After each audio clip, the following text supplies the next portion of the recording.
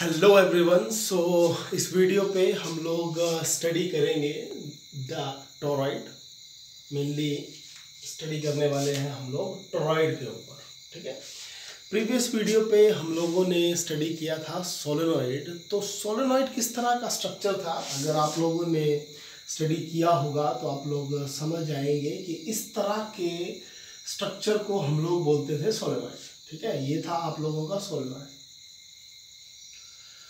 और अगर आप लोग सपोज कीजिए इसके ये दो एंड हैं, ठीक है, सपोज कीजिए कि मैं इसके दोनों एंड पकड़ूं और इसको खींचूं और एक रिंग बना दूं।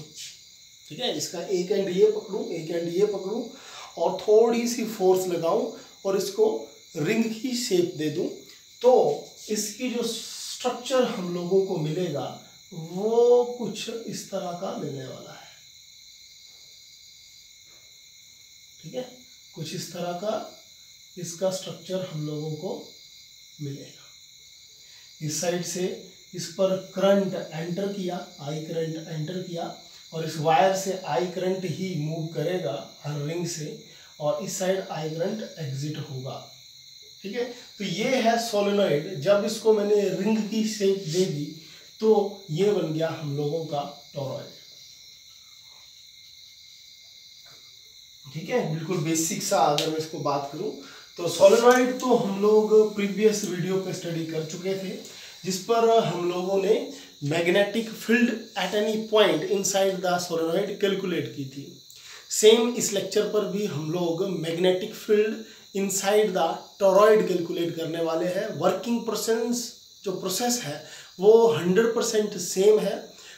बिल्कुल कुछ बातें माइन्यूट सी आप लोगों को फोकस करनी पड़ेगी। अगर प्रीवियस लेक्चर आप लोगों को अच्छे से समझ आया होगा तो ये लेक्चर भी इजीली समझ आने वाला है। अगर इसकी डेफिनेशन आप लोग देखें तो टोरॉइड क्या है? Toroid is a ring shaped solenoid. तो एक तो बेसिक सी टोरॉइड क्या है? रिंग शेप का सोलेनॉइड ही है, एक रिंग शेप का जो राइट है। और एक डेफिनेशन ये है, a toroid is a hollow circular ring. Hollow circular ring है of finite thickness on which a large number of turns of insulated wire are closely bound. तो टोरॉइड क्या है? आप लोगों का एक सर्कुलर रिंग है, फाइनाइट थिकनेस, जिसकी थिकनेस है कुछ, ऑन विच उस थिकनेस पर क्या है? Number of turns of insulated wire are closely bound. Means circular आप लोगों की टर्न्स है उसके अंदर। तो फिर से हम लोग करने क्या वाले हैं? एम्पेयर सर्कुलर लॉ ही अप्लाई करेंगे, which means V dot D L close integral is equal to mu naught I, जो है एम्पेयर सर्कुलर लॉ। लेकिन एम्पेयर सर्कुलर लॉ किस तरह से अप्लाई करते हैं, आई थिंक आप लोग अभी पिछली वीडियोस अगर देखी होंगी तो आप लोग अंडरस्टैंड कर गए होंगे कि किसी भी पॉइंट पर अगर मैग्नेटिक फील्ड कैलकुलेट करनी हो तो एम्पेयर सर्कुलर लॉ की हेल्प से हम लोग पता कर सकते हैं। और मोस्ट इम्पोर्टेंट इस पर क्या होता है कि जिस पॉइंट पर मैग्नेटिक फील्ड पता करनी होती है उसी पॉइंट पर हम लोगों को एक क्लोज्ड पाथ बनाना होगा। सपोज कीजिए मेरे को इस पॉइंट पर मैग्नेटिक फील्ड लाइंस पता करनी है जो इस टोरॉइड के अंदर है। तो हम लोग क्या करेंगे, इसके अंदर एक इस पॉइंट को कंसीडर करते हुए एक क्लोज्ड लूप बनाएंगे, जिसको हम लोग एम्पेरियन लूप भी बोलते हैं, क्योंकि एम्पेयर सर्कुलर लॉ लगा है तो इस लूप को उसी साइंटिस्ट के नाम से एम्पेरियन लूप रख दिया जाता है इसका नाम। According to ampere circular law हम लोगों को क्या करना होगा? वी डॉट डी एल की वैल्यू कैलकुलेट करनी होगी। According to ampere circular law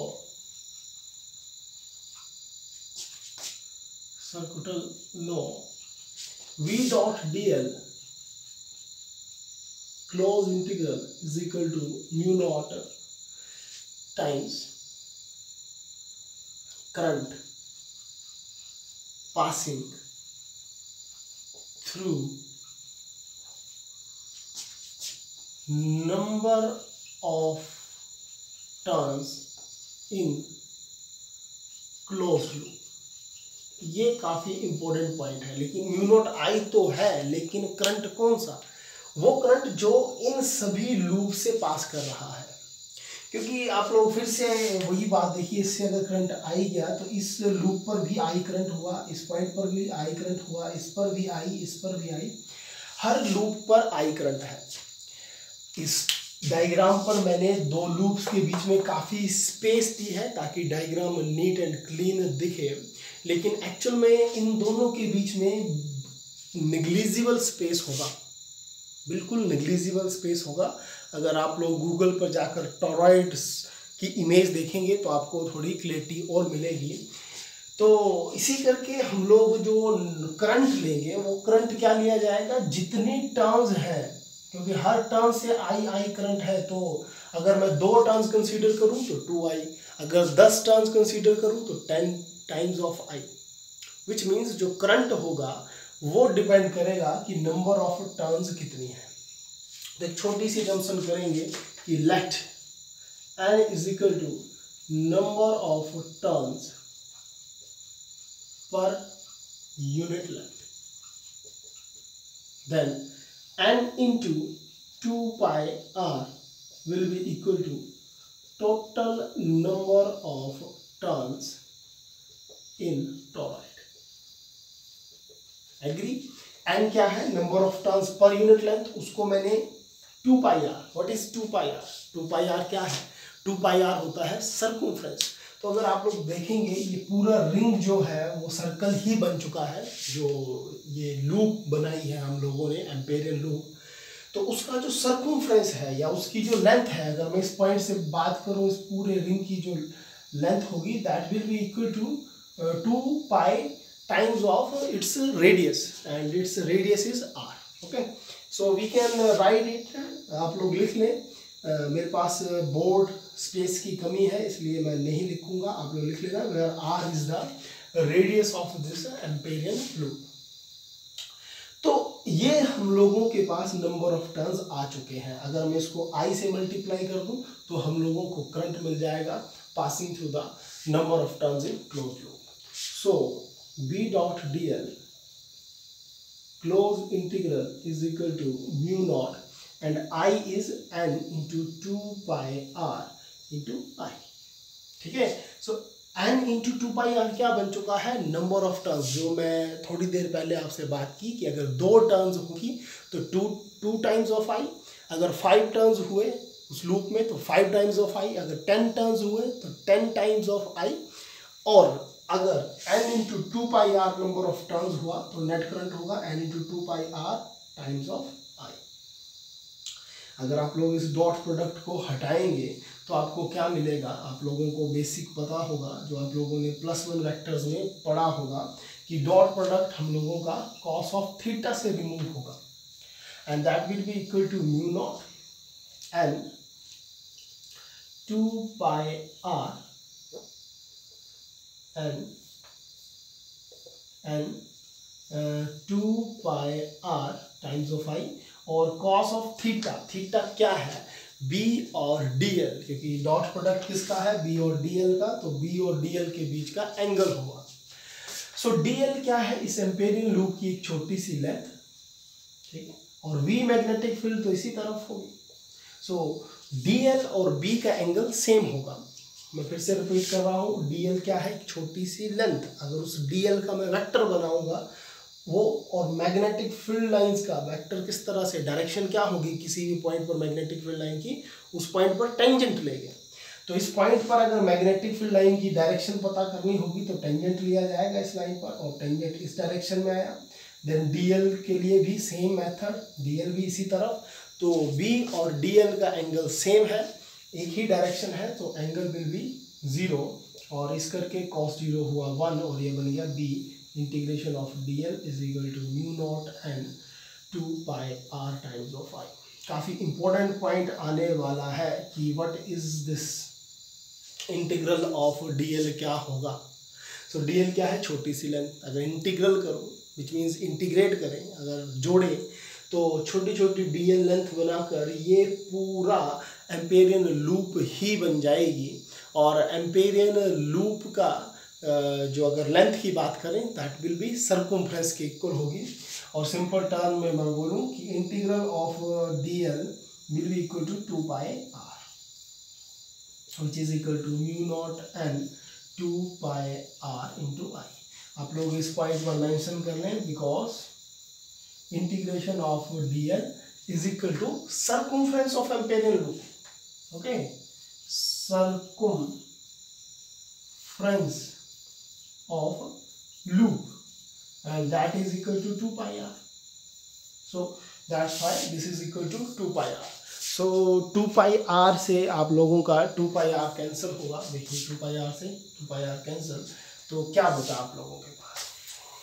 आप लोगों के पास एग्जैक्ट रिजल्ट सोलेनॉइड का ही बन चुका है।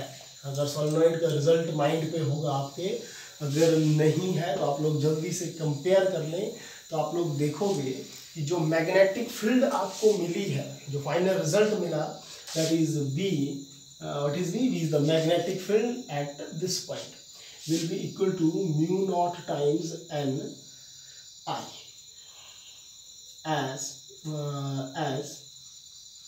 n is equal to number of turns per unit length. So number of turns per unit length, and capital N is equal to total number of turns. Total number of turns. So this capital N will be equal to n into its length. ठीक है, तो total number of turns कितने होंगे इस torrid पर? वो होंगे n, जो हम लोगों ने थोड़ी देर पहले कैलकुलेट किया था, n that is total number of turns, and that is equal to n small n, that is number of turns per unit length into its complete length of this toroid. तो इस point से n की value आप लोग calculate कर लें, तो n is equal to n over 2 pi r।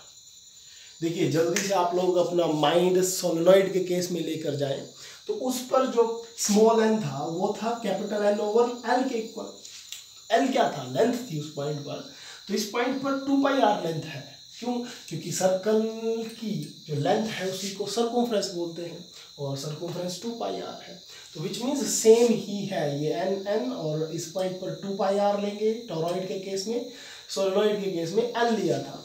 सो आप लोग ये रिजल्ट भी आप लोग यूज कर सकते हैं इसके साथ। So B is equal to mu naught capital N over 2 pi r I.